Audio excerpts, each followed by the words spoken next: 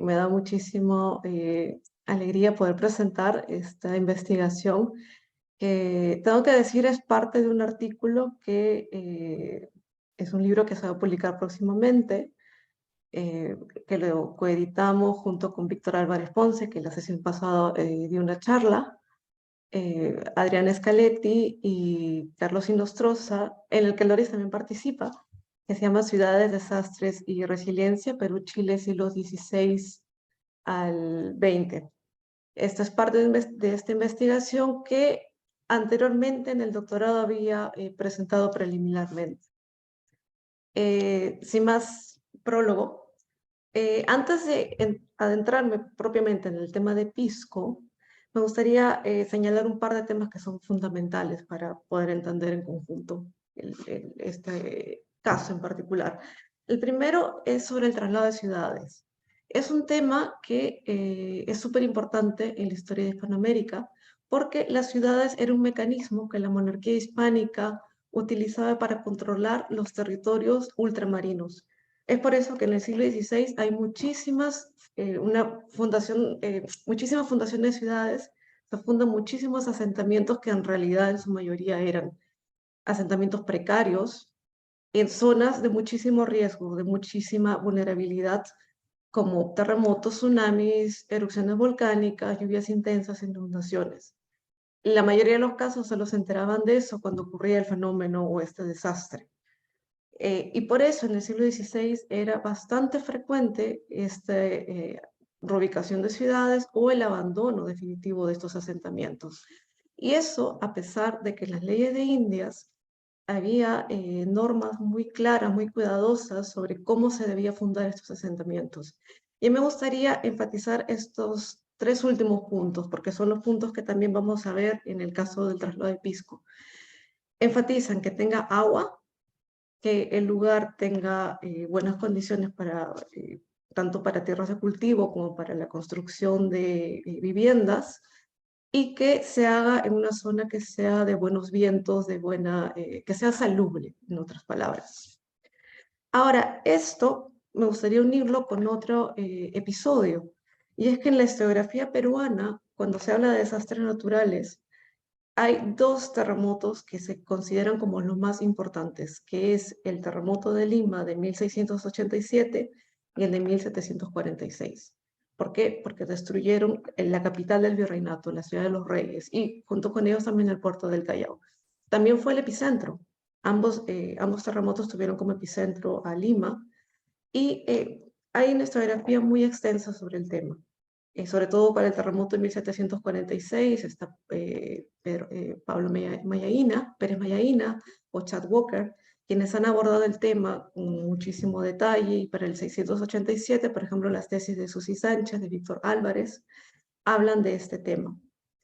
Que, sin embargo, me interesa cambiar un poco esta perspectiva.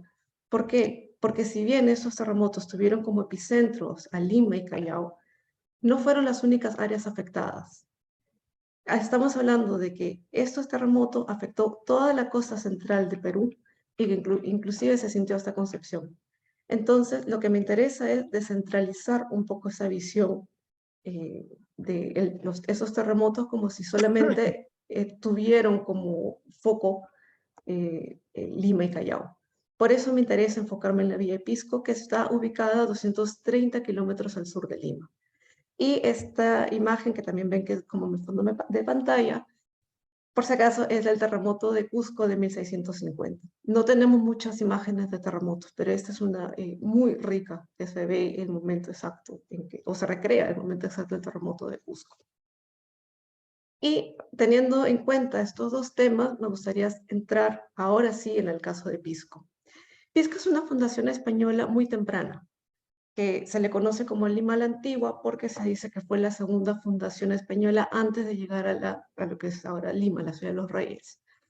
Eh, Se funda por el que fue el primer alcalde de Lima, Nicolás de Rivera el Viejo, Cuando se llega a Lima, piden a los habitantes, tanto de Pisco, que se llamaba entonces Sangayán, y Jauja, que se trasladen todos a Lima.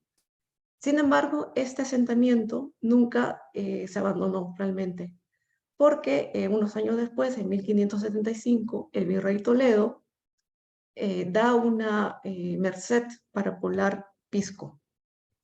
Y lo da justamente aludiendo de que es la gente que lo pide son hijos dalgos, españoles de un nivel social respetable y que por lo tanto Pisco debería de fundarse, o en todo caso poblarse.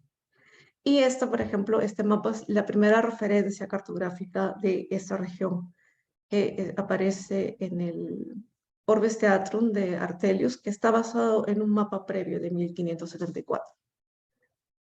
Ahora, como fundación, todavía tenemos que esperar hasta 1640. En 1640 el virrey Marqués de Mancera eleva de categoría a esta población, que era entonces un puerto, el puerto de Santa María de Pisco, y le llama la villa de San Clemente de Mancera de Pisco. Ahora, hacia el siglo XVII, esta zona era una zona muy conocida por los valles que tiene. Valles muy fértiles, que se cultiva la vid, es famoso que en Pisco se produce vinos y el aguardiente de Pisco, que después toma el nombre de Pisco. Caña de azúcar, olivos, trigo, etc. Lo interesante es que hay haciendas súper importantes en esta zona, siendo las dos más grandes, Cáucato y Cóndor. Y estas dos haciendas son haciendas jesuitas, que son las más grandes, las más relevantes. Otra cosa importante de Pisco es que es el puerto de salida del azogue de Huancavelic. Entonces tiene una posición estratégica al sur de Lima, es salida del azogue, es una zona rica en términos de agricultura y provee también de alimentos a Lima. Ahora, ¿por qué se decide el traslado de la ciudad o de esta villa? Y para ello hay que entender que hay dos acontecimientos que suceden casi de forma consecutiva. En 1686, un año antes del terremoto, sucede que Pisco fue atacada por huestes piratas. El pirata inglés Edward Davis, con 120 hombres, desembarcan en Paracas, que es esta parte de una bahía, y ataca por sorpresa Pisco. La gente estaba totalmente sorprendida, no esperaban realmente un ataque pirata, sobre todo de sorpresa. La mayoría huye y se va a un fuerte que está ubicado muy a la orilla y tratan de refugiarse ahí. Obviamente ellos al abandonar la ciudad dejan a los piratas que roben y saqueen las casas, las iglesias, pero lo peor sucedió en que los piratas también empiezan a tomar el fuerte y piden un rescate de quema. A cambio de no quemar Pisco, piden 20.000 pesos a la población. Y para eso toma rehenes. ¿A quiénes? A curas, al corregidor y a varias mujeres. ¿Qué sucede? La población logra recolectar el dinero, se lo entrega a los piratas, pero cuando llegan las huestes de refuerzo de Ica y de Cañete, los piratas huyen con el botín. Y esto fue para ellos un acontecimiento traumático. Ellos no esperaban realmente que vinieran las huestes piratas. De sorpresa, tomen la villa, asalten y prácticamente los tengan a merced de ellos. Entonces, este primer acontecimiento que pasa en 1687, hay que unirla con otro que sucede al año siguiente, que es el terremoto tsunami de Lima, que afecta a Pisco. Ocurrieron dos movimientos sísmicos, a las 4 y a las 6:30 de la mañana. Y hay relatos que no me los voy a obviar por cuestión de tiempo, pero que son riquísimos y que dice lo terrible que fue para ellos a las 4 de la mañana despertarse por el movimiento sísmico, se les estaban cayendo las casas, estaba completamente oscuro y 2 horas y media después, lo que no se cayó en ese segundo movimiento sísmico. Dicen que lo que se sentía en el suelo era como unas ondas, como si estuvieran en las olas del mar, y fue catastrófico.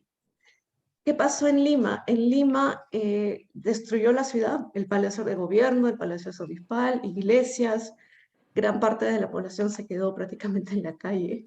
y tuvieron que hacer tiendas para poder, provisionales para poder vivir mientras estaban pensando en reconstruir o trasladar, porque también se discutió el tema. En el Callao fue aún peor, porque después del terremoto vino un tsunami, y con el tsunami mucha gente murió, tanto en Callao como en Quilcay, que es una población de pescadores indígenas que está al sur de Lima. Esa población desapareció por completo. Y las murallas que el virrey Duque de la Palata había mandado construir justamente para proteger a los piratas, también se destruyó. Entonces, en Lima y en Callao, las narraciones, los relatos son muy catastróficos, muy terribles, todo lo que sucedió ahí. Ahora, lo interesante es que se sabe que los efectos de este terremoto se sintieron en toda la costa, en gran parte de la costa peruana, desde Saña hasta Concepción. Lo que se sabe es que científicos que han analizado ese terremoto aseguran de que hubo un tsunami también en Japón a raíz de este terremoto de 1687. Ahora, en Pisco, ¿qué es lo que se sabe? Se sabe a través de una carta del virrey Duque de la Palata que escribió a la península que, y acá voy a leer lo que dice, la villa de Pisco quedó sin señal, se quedó sin haber dejado señal donde estuvieron los edificios, porque le inundó también el mar, habiendo dejado varado en la plaza 2 navíos que estaban en el puerto. Años después, en 1713, el viajero francés Amadé Fraisier recoge también testimonios de la gente de entonces sobre el tsunami. Y lo que él relata en su viaje es lo que le cuentan, que como consecuencia de ese terremoto, el mar se retiró media legua y después regresó con tanta violencia y tanta fuerza que inundó todo el terreno y que cubrió en realidad la ciudad, y que la gente que fue curiosamente detrás del mar, que vio que se alejaba, murió ahogada por la curiosidad de perseguir al mar que vio que se retiraba. Entonces, si sumamos lo que pasó en 1686 con los piratas, con el terremoto de 1687, lo que tenemos es prácticamente una unanimidad por parte de la población de sí, reubiquemos, traslademos esta villa. Y esto nos lleva a el expediente que se encuentra en el Archivo General de la Nación.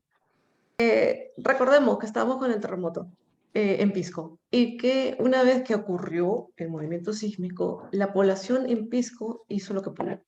Los hacendados se fueron a sus haciendas, pero la mayoría de gente, de poblaciones, sobre todo aquellos de pocos recursos económicos, se quedó bastante cerca del antiguo asentamiento y volvió a construir casas provisionales, reciclando los materiales de las casas que habían quedado destruidas a raíz del terremoto. Y aquí es donde llegamos al expediente que está en el Archivo General de la Nación en Perú, y que aquí un colega muy querido, Philip, me ayudó a reproducir parte de él. Y lo interesante de este caso en Pisco, y esa es otra de las cosas que es interesante, es que se traslada de una ciudad a finales del siglo XVII, cuando esta ciudad ya estaba completamente asentada. Y lo segundo es que el traslado, que técnicamente no debería ser tan complejo, en este caso tardó más de 2 años en sellarse, en definirse. ¿Por qué? Esta carta o este expediente comienza con una carta del virrey Duque de la Palata en respuesta al corregidor de Ica. Esa carta al corregidor de Ica no está en el expediente. Y no está porque incluye 2 mapas, o por lo menos eso se menciona, pero no están tampoco los mapas. Y este corregidor de Ica lo que le escribe al virrey es que él recomienda que se traslade tanto la villa de Pisco como la ciudad de Ica en una nueva zona que sea más segura, porque eso también es otro tema que se toma en cuenta, que sea segura, y que se haga un cabildo, porque según él sugiere, San Miguel es un buen lugar para ello. El virrey, y eso es lo que sí está en el expediente, lo que aprueba es la mudanza de Pisco, pero rechaza el traslado de Ica. Y él dice, si es el sitio de San Miguel que tú crees, o que señalas que es el correcto, perfecto. Y él ordena esto, que se haga cabildo, o sea, reunión de vecinos, y junta de los vecinos principales y prelados de las religiones, confiriendo el sitio que se había de elegir para su población, expresándose en los votos de cada uno. En enero de 1688, el corregidor convoca una junta. Y en el documento que resulta de esta junta, la mayoría está a favor de San Miguel, casi unánimemente. Hay algunos que otros que dicen, no, la Concordia, no, mejor cerca de las haciendas, pero el resultado es casi unánimemente San Miguel. Parece sencillo, ¿verdad? Como que qué bien, el expediente ya se acaba pronto, este es un proceso muy fácil. Pues no. Entonces, un día después de esta junta, en el expediente se encuentra una carta del vicario de Pisco, del cura que se llamaba Monde, y él dice que la fundación de la villa debe hacerse en un sitio que se llama La Concordia. ¿Por qué? Porque la mayoría de gente está sentada ahí y adjunta un padrón con 97 familias, incluyendo los criados de estas familias. Dice, todas estas familias están asentadas en La Concordia.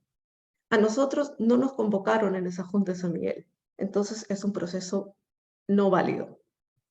Lo que hace el virrey a raíz de esto es pedirle la opinión al antiguo corregidor de Ica y le pregunta cuál es el sitio en su experiencia que debería utilizar o ser la nueva sede de esta villa.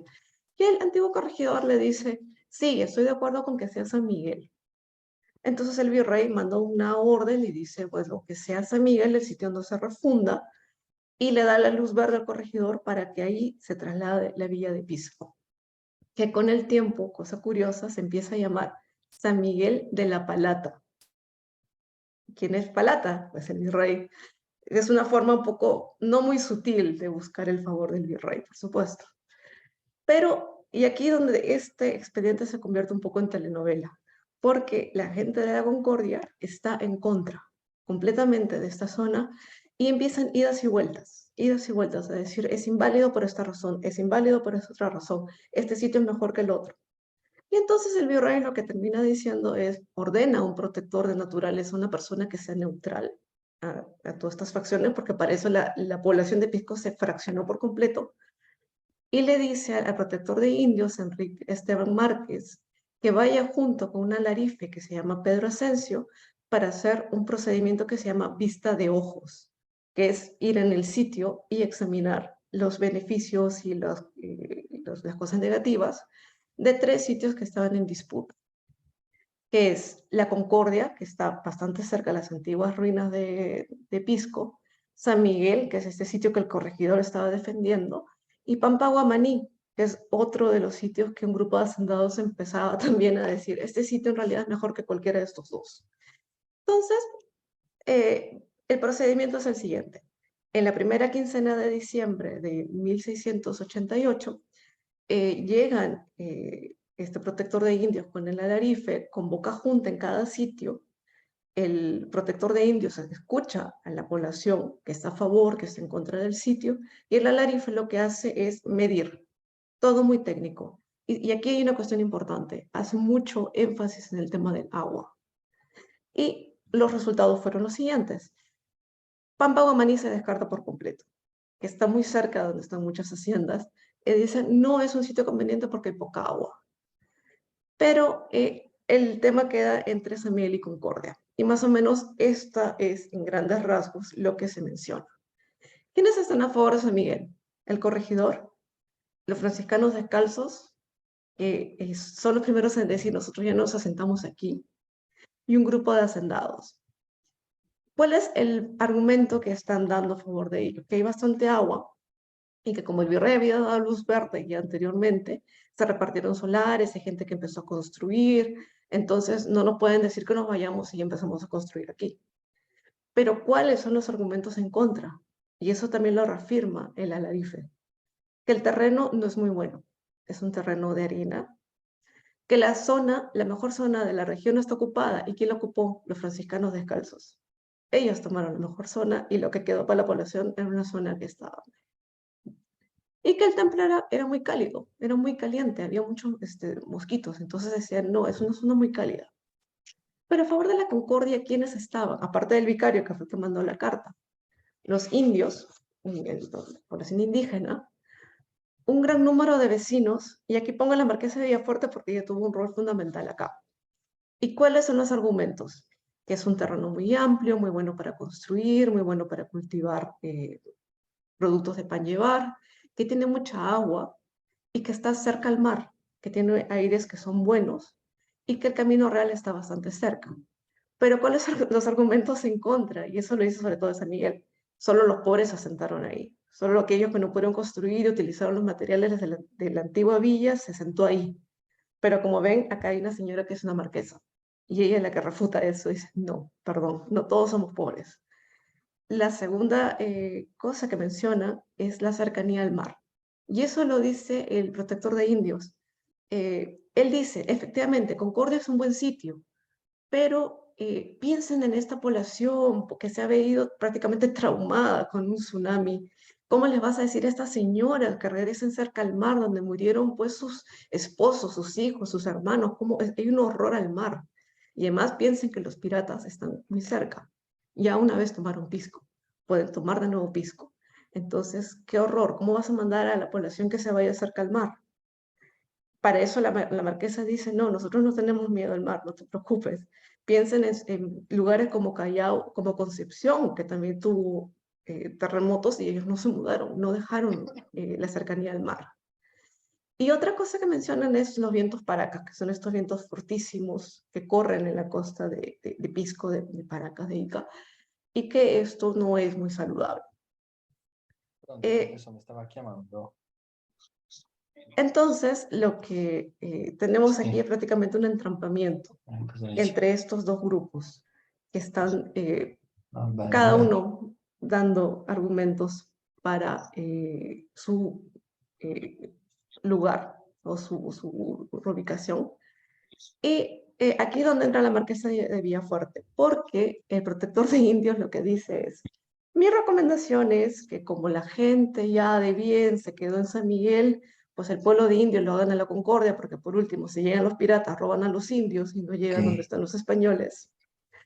Eh, y lo que dice el virrey es, no, no podemos hacer eso. Donde está el pueblo de indios, tiene que estar el pueblo de españoles juntos. No podemos dejar a los indios en la costa que los ataquen los piratas y los españoles se quedan dentro. Y aquí donde la marquesa dice, y entra y empieza a desbaratar cada argumento de San Miguel y del virrey, diciendo, el virrey nunca dio una orden concreta para trasladar y para fundar Pisco en San Miguel. Más aún, y ella se sustenta en lo que dice la Larife. Y la Larife dice, efectivamente, Concordia es mucho mejor terreno, tiene bastante agua. Y si sumamos las construcciones que están en cada zona, en San Miguel habrá un valor de 4.000 a 5.000 pesos, incluyendo los franciscanos. O sea, ese es el valor de las construcciones que él da. Pero si vamos a Concordia, lo que está construido valdrá 12.000 pesos. Es mucho más del doble. Entonces, se sostienen en este argumento que es súper fuerte. No puedes trasladar a toda una población que ya se asentó en otro sitio donde ellos están en contra. Conclusiones, ¿qué pasa? Porque eso es como una telenovela, pasan 2 años y no llegan a ningún acuerdo. Todo esto se destrampa cuando hay un cambio de virrey en agosto de 1689. El virrey Duca de la Palata deja de ser virrey, entra el conde de la Monclova, y en diciembre se registra el acta de fundación de Pisco, que no está en el expediente. Esto lo recogió un historiador local que se llama Castillo Negrón, y en esta acta de fundación cuenta esta parte final que no la podemos encontrar en el Archivo General de la Nación. Él dice que el 14 de diciembre de ese año, del 89, el virrey manda a otra persona, a un sargento mayor, para poder dilucidar de una vez dónde se va a fundar Pisco, porque están 2 años debatiendo, peleándose, fraccionados y hasta ahora no se define nada. Y entonces dice que ocurrió un milagro, así lo dice en tono un poco también de burla, porque se nota un poco el tono de burla de esto es milagroso, ¿qué pasó aquí? Que la gente se puso todos de acuerdo. La mayoría se puso unánimemente de acuerdo y dijeron que efectivamente Concordia era el lugar adecuado para reedificarse. Entonces se levanta el acta de fundación y dice que la villa de Pisco se reedifica y se hace en este sitio, que se pasa a llamar la Villa de Nuestra Señora de la Concordia de Pisco. Y aquí se acaba el problema de la fundación. Pero 2 meses después, o un mes después, se adjunta otro documento más en el que el virrey prohíbe que se reciba cualquier solicitud de reclamo o de tocar nuevamente el tema de la fundación de Pisco, porque esto ya fue resuelto. ¿Qué quiere decir? En realidad la población de San Miguel nunca dejó de estar de acuerdo. Y si ustedes ven este mapa que sale de Google Maps, San Miguel actualmente existe en Pisco, en la zona de Pisco. Y parece que esta población nunca la abandonó. Que efectivamente esta es parte de la, digamos, población o la segunda población que se intentó hacer en la zona y que nunca se dejó. Entonces coexistían estos dos lugares, este intento en San Miguel y lo que terminó siendo la nueva villa. Y acá Fressier nos deja un mapa súper interesante de 1713, en el que se ve dónde queda esta nueva fundación de la villa. Para cerrar, porque creo que ya me estoy quedando sin tiempo. Hay 3 ideas claves que me gustaría que queden de esta presentación. La primera es el traslado de ciudades, como un tema que es súper importante en Hispanoamérica, que aún hay mucho por investigar. Y que en este sentido, el caso de Pisco es un caso muy particular por lo tardío que es. Porque en 1687 son pocas las fundaciones que deciden ubicarse en otro lugar por lo caro y por lo perjudicial que puede ser para ellos. Lo segundo es que este terremoto de 1687 debe de descentralizarse. Si vemos la carta del virrey que manda a la península, él da un informe súper detallado, no solo en lo que pasa en Lima y Callao, sino en lo que pasa en el virreinato. Y lo que él dice es que la destrucción de ese terremoto se sintió no solo en Pisco, sino también en Castro Virreina y en otras ciudades. Aún hay mucho que investigar al respecto y descentralizar este terremoto. Y lo tercero es que Pisco es un caso bastante particular y bastante inusual, porque el expediente del traslado es completamente inédito, que pueda tardar más de 2 años. Pero en este análisis, lo que podemos ver es obtener una suerte de ventana de lo que sucede en la sociedad virreinal y ver los intereses que están en juego, las facciones que se forman, los intereses que están en juego y tener una visión de forma micro de lo que está pasando en la sociedad virreinal del Perú. Muchas gracias.